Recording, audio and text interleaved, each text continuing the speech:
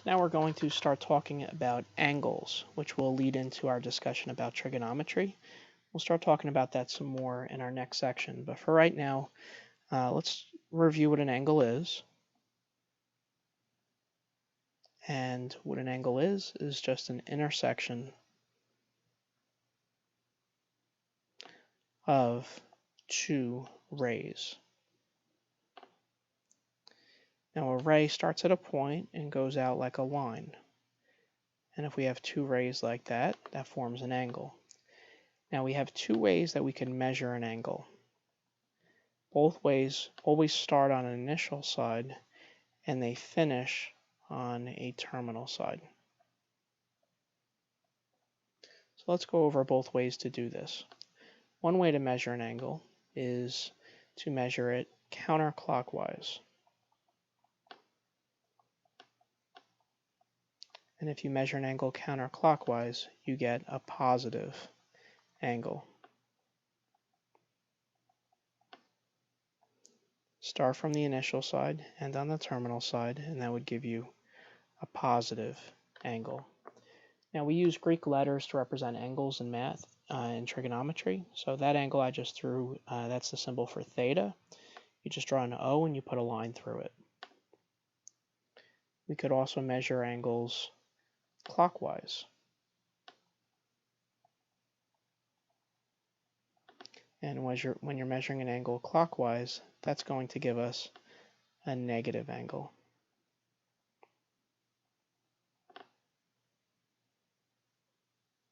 Like that.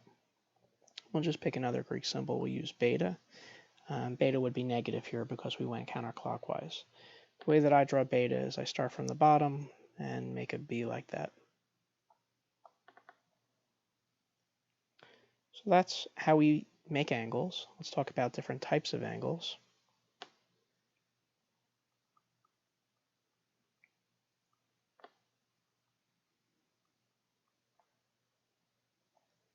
Now there's four main types of angles.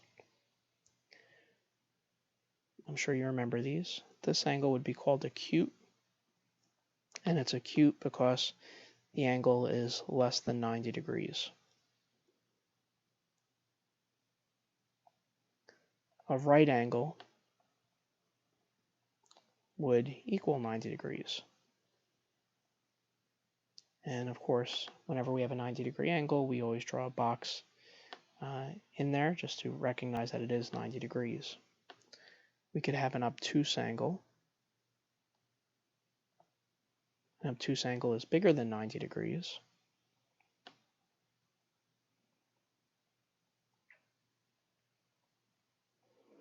And the last type of angle we could have is called a straight angle.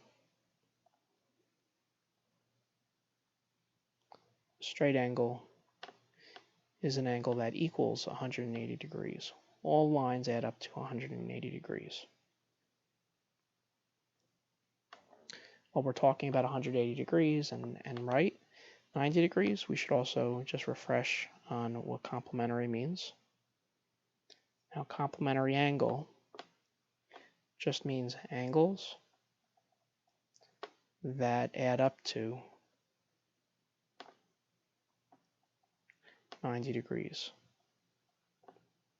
And we also have supplementary.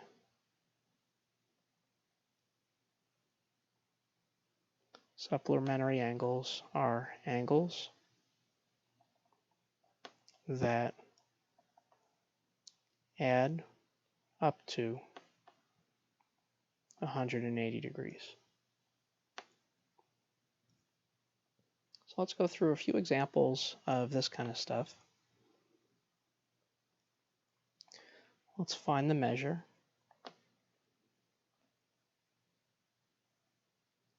Of each angle.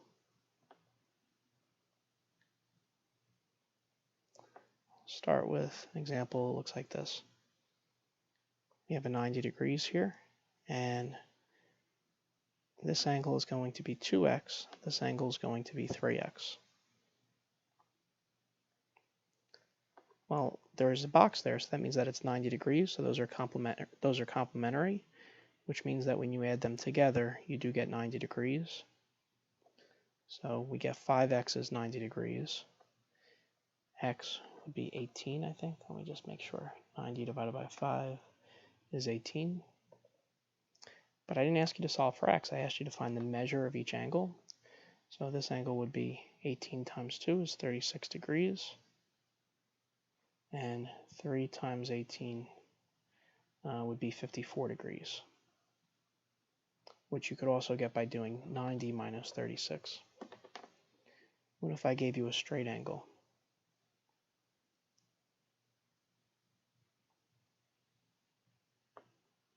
And we said that this part was 3x plus 5, and this part was 2x minus 1. Well, by the same token, if we add those together, they do form a straight line. That would mean that they are supplementary. So they add up to 180 degrees. So we get 5x plus 4 is equal to 180 degrees. 5x would equal 176. And if we do 176 divided by 5, that comes out to 35.2.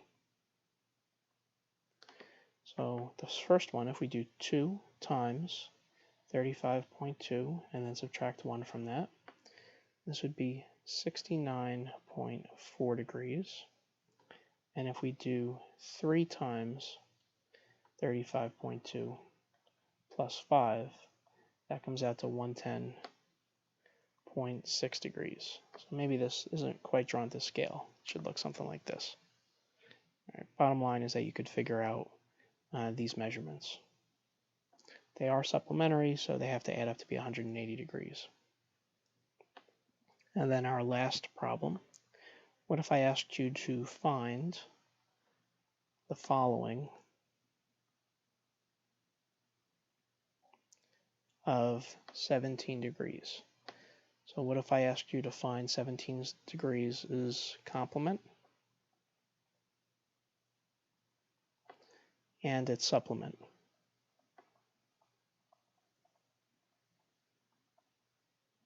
Well, its complement means that you need an angle that if you add up with 17, you get 90 degrees, right?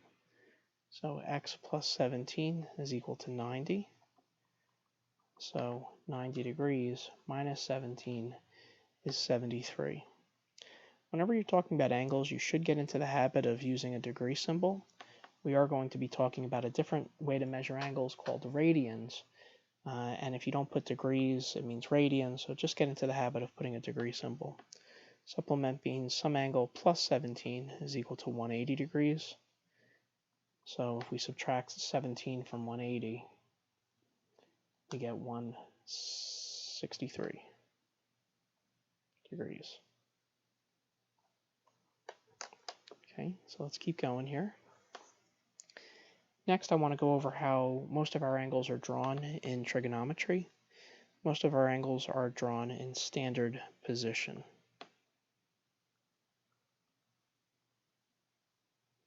Now in standard position, we talked about the vertex of an angle. In standard position, the vertex is on the origin. And the initial side is the positive x-axis. So what we're looking at when we have an angle in standard position, here's our origin, and the angle is going to start along the x-axis, like this. Now it might finish here. That angle might be 30 degrees. Or it might finish all the way around past the halfway point, and this angle might be 210 degrees. But you could see that they all start along the positive x-axis, and the vertex is the origin. Let's talk about what are called quadrantal angles.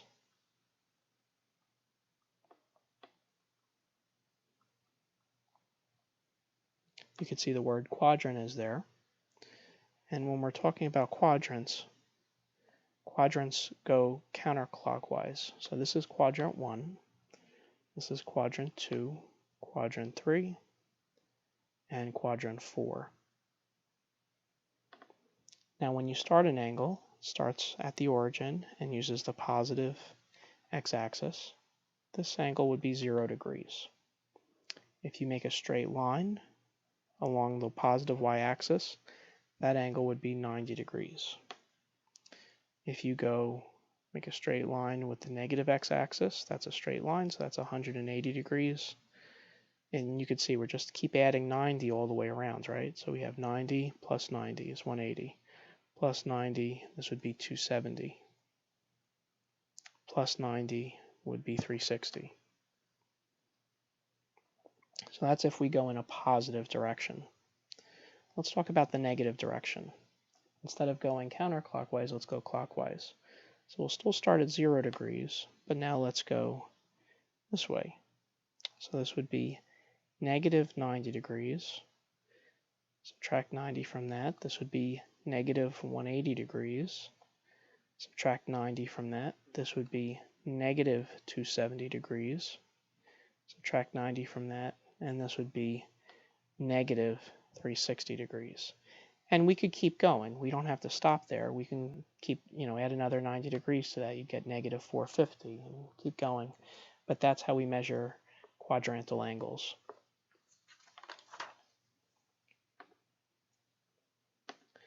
Next, I wanted to talk about what are called coterminal angles. Coterminal angles start and end in the same place. Or in other words, they share the same initial and terminal sides. The easiest way to remember coterminal angles is to just add or subtract 360 degrees. Eventually we'll be talking about radians, and radians use pi, so we'll add or subtract 2 pi radians. But you don't have to worry about that right now. I just want our notes to be complete, so let's just put that there and we'll come back to it later on. So let me show you with some examples. Find a positive and negative coterminal angle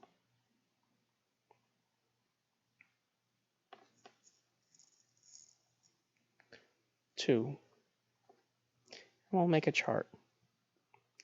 Let's have 35 degrees, and later on we will do negative 125 degrees. We'll draw the angle. We'll figure out the positive coterminal.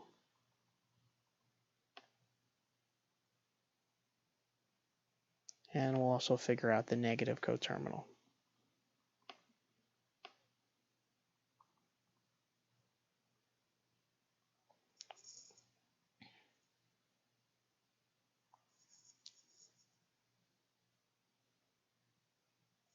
So let's figure this out.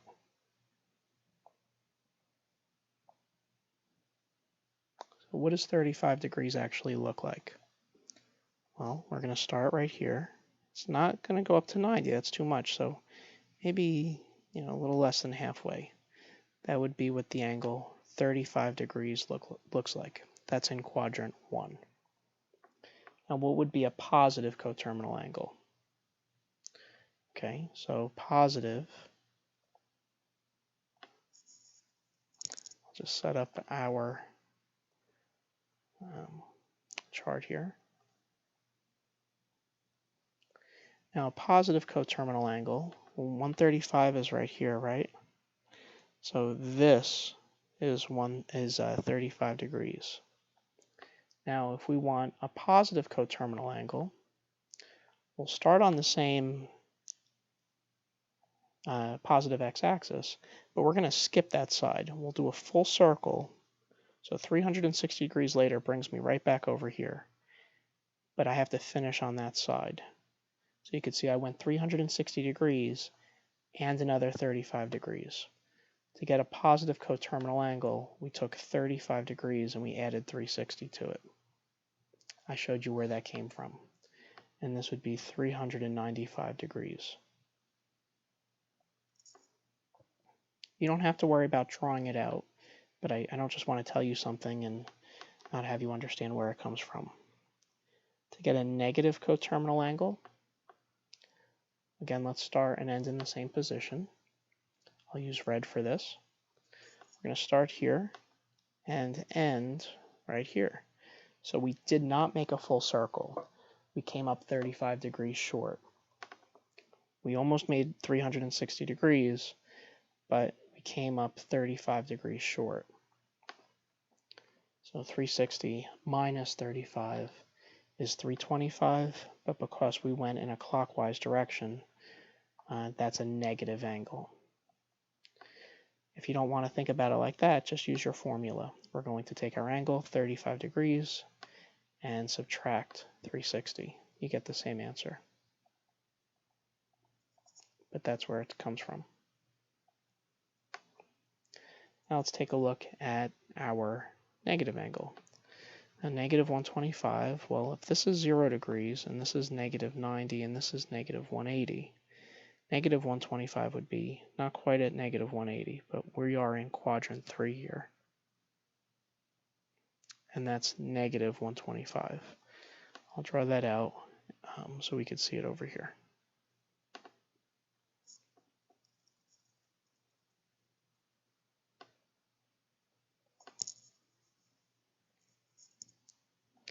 All right, so now let's go through and find a positive coterminal and a negative coterminal.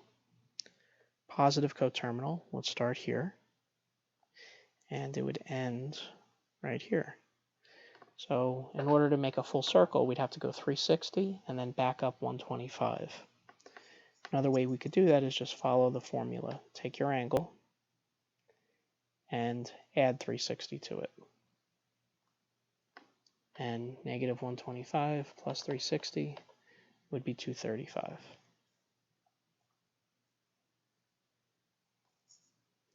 To get our negative coterminal angle, we'd start here, but we would go clockwise. So pass it to a full circle, that's a full circle, and then add the 125 to that. If you want to use a formula, just take your angle and subtract the 360. So it's the same thing. Negative 125 minus the 360 comes out to negative 485.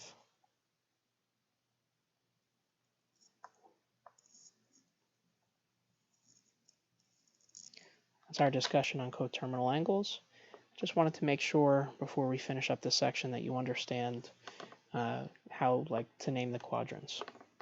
So in our last example here, all I want to know is what quadrant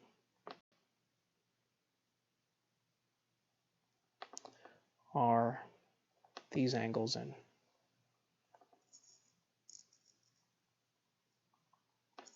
Or another way to ask them is, where do the angles terminate?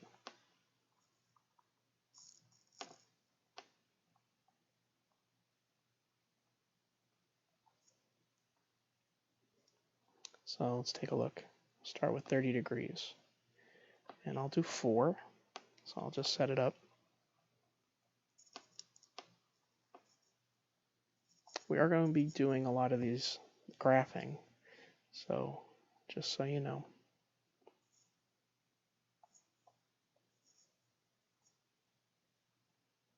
And for 30 degrees, it's not quite 90, right? And it's bigger than 0 degrees. So 30 degrees would terminate in quadrant 1. What about negative 100 degrees? Well, if we're going negative, we're going clockwise. So this would be negative 90. This would be negative 180, negative 270. So if we're going to draw negative 100, it's past negative 90, but not by much. So we are in quadrant 3. Remember, the quadrants go 1, 2, 3, 4. we are in quadrant 3 here. What about 280 degrees? Well, it's past 90 degrees. It's past 180 degrees. It's past 270 degrees, but not by much. But we are still in quadrant 4.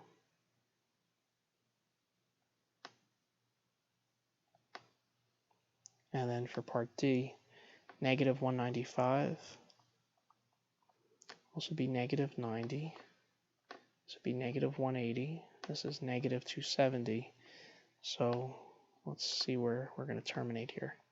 Past negative 90, past negative 180, but not to negative 270 right here. That puts us in quadrant 2. All right. Thanks for your attention. Stay tuned for our next section.